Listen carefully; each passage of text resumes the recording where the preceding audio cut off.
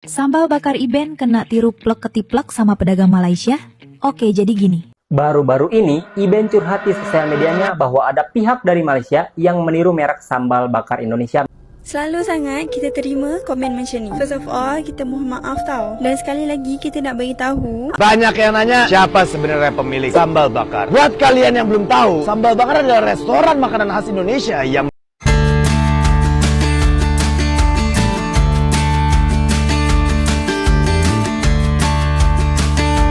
Hey, ketemu lagi dengan Rizka Yuni.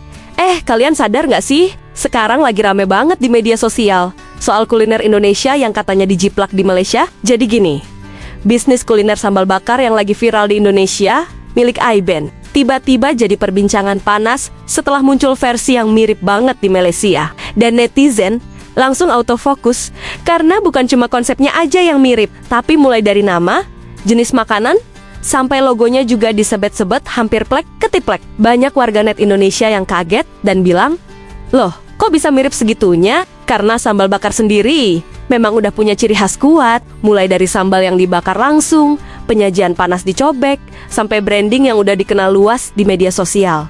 Nah, yang bikin heboh, netizen mulai membandingkan foto-foto antara yang di Indonesia dan yang di Malaysia. Bahkan, ada yang bilang kalau sekilas susah bedain mana yang asli dan mana yang versi tiruannya.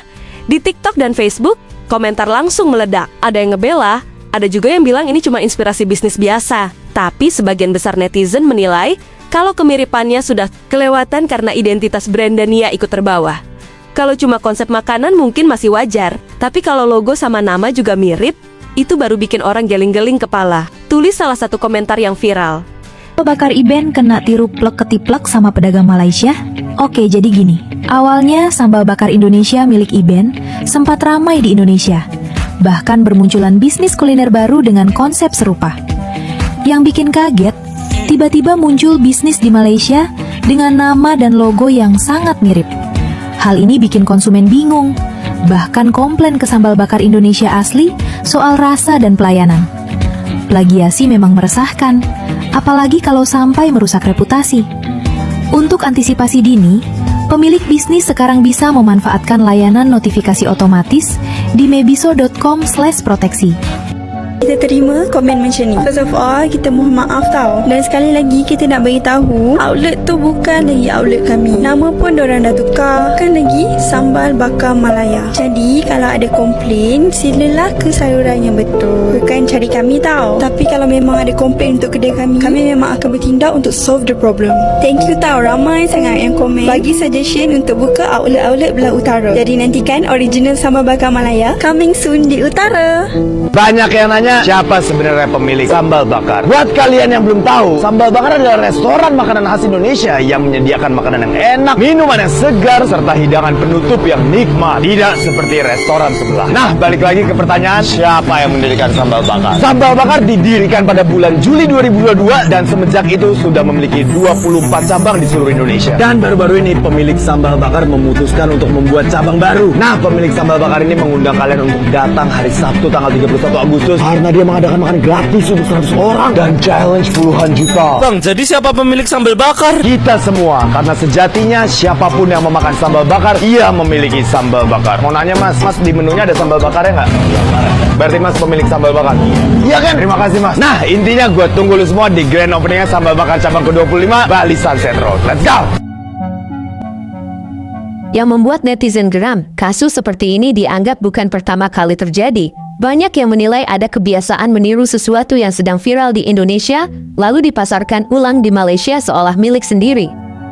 Publik pun mempertanyakan apakah ini murni pencurian ide atau strategi marketing nakal, demi mendompleng popularitas brand Indonesia yang sedang naik daun.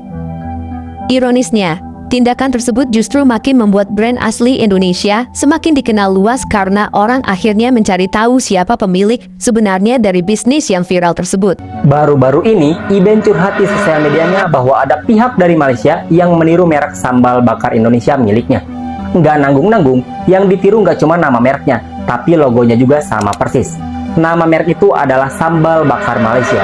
Iben sebagai pemilik merek Sambal Bakar Indonesia jelas kesel mereknya dijiplak sama orang lain tanpa izin. Bahkan Iben sebutin ada data dari aplikasi online food order bahwa sejak ada sambal bakar Indonesia, resto baru yang daftar dengan nama sambal bakar itu mencapai ribuan. Dan Iben senang karena kuliner Indonesia udah berkembang. Menanggapi keluhan Iben, ada langkah preventif yang bisa kamu lakuin sebagai pemilik merek. Pertama, kamu bisa daftarin merek kamu di negara lain. Contohnya, daftarin merek di Malaysia, biar merek kamu punya perlindungan hukum di sana. Caranya kamu bisa daftar lewat konsultan kekayaan intelektual yang ada di Indonesia. Kelebihan cara ini adalah kamu bisa memperluas market kamu ke luar negeri. Dan kalau merek kamu udah terdaftar di beberapa negara, maka merek kamu sudah bisa masuk prasyarat merek terkenal yang mempunyai nilai eksklusivitas lebih tinggi. Dengan kayak gitu, kamu jadi punya legalitas kuat, biar orang-orang ngeh kalau merek kamu itu dilindungi secara hukum. Nah, cara represifnya adalah yang pertama, kamu bisa konfirmasi ke pihak yang jiplak merek kamu bahwa brand itu sudah terdaftar, baik di negara asal ataupun di negara tujuan. Kekurangan solusi ini adalah kamu cuma bisa mengandalkan itikat baik dia aja buat ganti nama mereknya ke nama lain. Dan cara yang kedua adalah kamu bisa melakukan gugatan di negara tujuan terhadap pihak yang menggunakan merek kamu tanpa izin. Tapi cara ini lebih baik dilakukan kalau merek kamu udah terdaftar di negara tersebut. Kekurangan cara ini adalah proses yang panjang dan biaya yang cukup tinggi. Guys, kalau kalian butuh bantuan buat cek merek, boleh DM aku ya. Aku bantu cek merek kalian gratis. Nah, dari kasus Iben tadi, gimana menurut kalian? Apakah kalian ada yang pernah ngalamin? Coba komen di bawah.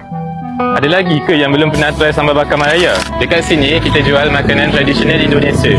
Ada ayam gepuk kesukaan korang, ada indomie dan juga bakso.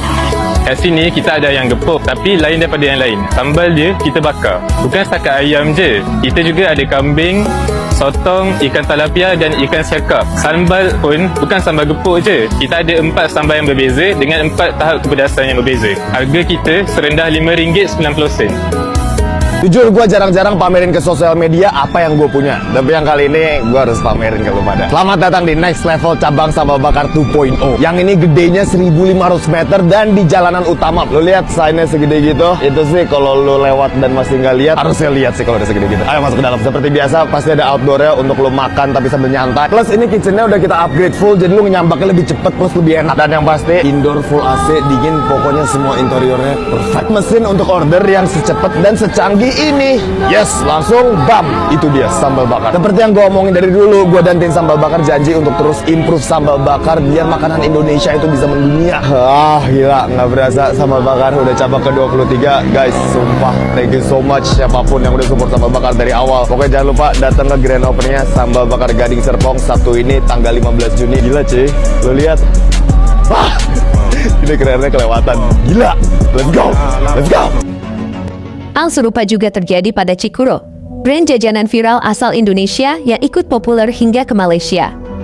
Namun lagi-lagi muncul anggapan seolah Cikuro adalah nama makanan Jepang. Padahal Cikuro sendiri merupakan nama brand yang dibuat oleh pihak Indonesia.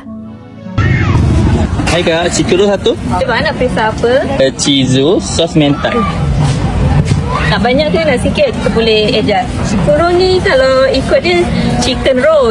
Cikuro tu je daripada Japan lah. Tapi dia famous dekat Indonesia. Kalau dekat Batu Pahat ni yang first lah.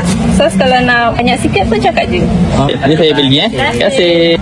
Kacau, lu lihat nih guys. Cikuro yang viral dekat Indonesia tu sekarang dah ada dekat Johor Bahru. Mohon maaf ini mah, ini Cikuro tuh bukan jenis makanannya. Jadi kalau mau bikin sama menunya nggak apa-apa, cuma namanya jangan sama. Gue sebagai pecinta Cikuro from Indonesia tidak terima. Gue tahu banget emang Cikuro lagi rame banget kan di Malaysia. Sampai banyak banget orang-orang tuh just tip. Cuma jangan begitu juga lah.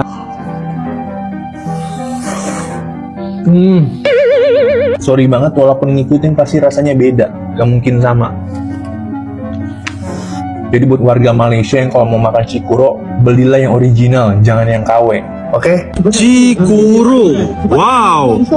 Kak, ini bukan Cikuro yang viral dekat Indonesia tu ke kak? Ya betul. Tapi kita buat ni version Malaysia punya. Oh, Malaysia punya ada 3 pilihan sos kak Betul bang. Ada ayam dengan daging. Apa boleh pilih abang nak mana? Okey, bagi saya special kak. Okey baik. Bang, ni kita ada Cikuro ayam. So kita letak dengan kita punya special sos. Okey. Nasinya kita ada garlic sauce kan?